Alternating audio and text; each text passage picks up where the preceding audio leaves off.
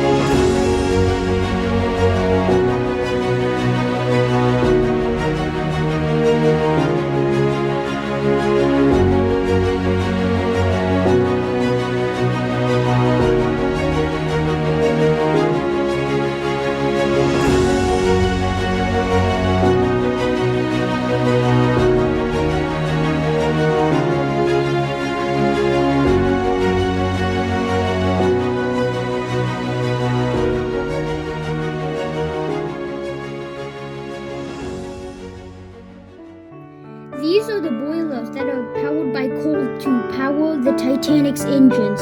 At that time, fuel was not invented yet, so they used coal instead. This is the Titanic swimming pool.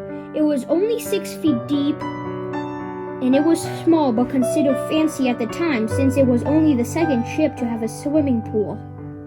This is F deck, this is E deck, this is D deck, this is C deck, this is B deck, and this is A deck, also known as the promenade deck.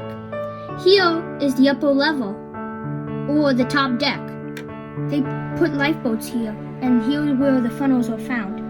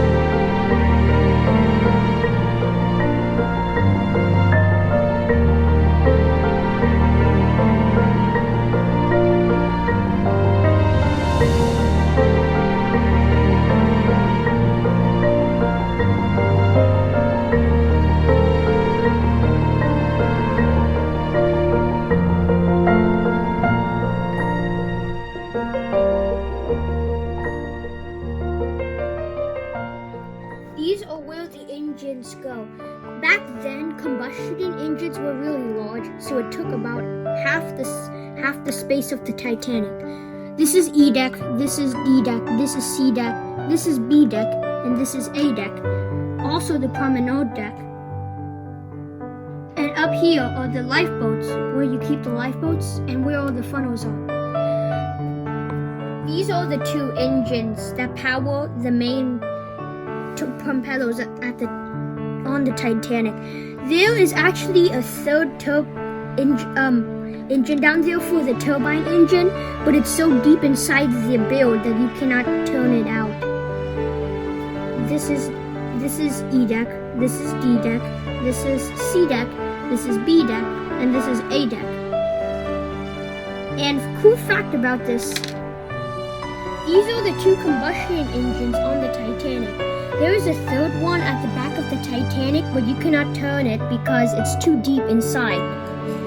You can actually turn the propellers using the turbine engines because it's connected to an axle like in real life.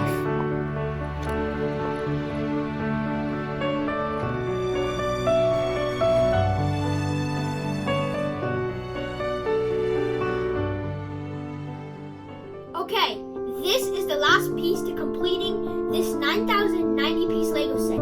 After 5 days of working and after completing many goals, this is the last piece to this Lego Titanic that I've been working on for 5 days. Let's put it on.